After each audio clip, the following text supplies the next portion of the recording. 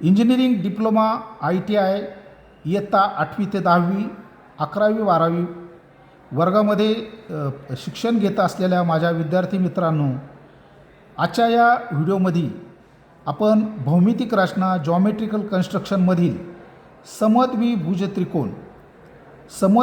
त्रिकोण कशा पद्धतीने काढायचा आहे हे या ठिकाणी आपण बघणार आहोत।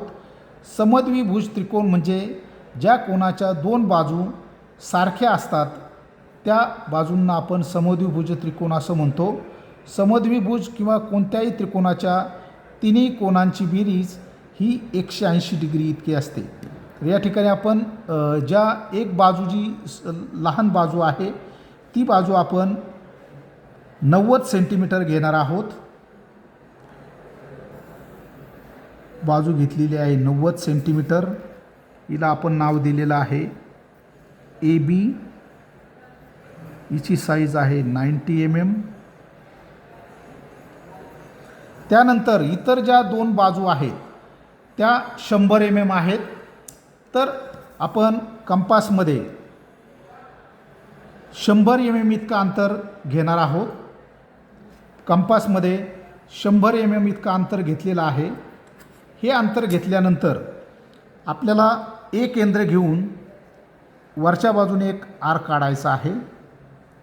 त्यानंतर B केंद्र घेऊन वरच्या बाजूने एक आर्क काढायचा आहे। जो आर्क ज्या ठिकाणी छेदतोय त्याला आपण C हे नाव देणार आहोत। त्यानंतर प्रथम A to C हे बिंदू जोडणार आहोत। त्यानंतर B to C ही बिंदू या ठिकाणी आपण जोडणार आहोत। ही जी बाजू दिलेली आहे आपल्याला ही आपण 100 mm इतकी घेतलेली आहे। 100 mm इकडची ही बाजू आपण 100 mm घेतलेली आहे।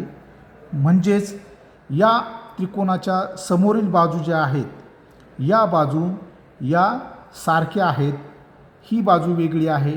तर या पद्धतीने भौमितिक रचनेमधील जॉमेट्रिकल कन्स्ट्रक्शनमधील समद्विभुज त्रिकोण कसा काढतात याचं कन्स्ट्रक्शन आपण या ठिकाणी बघितलेलं आहे।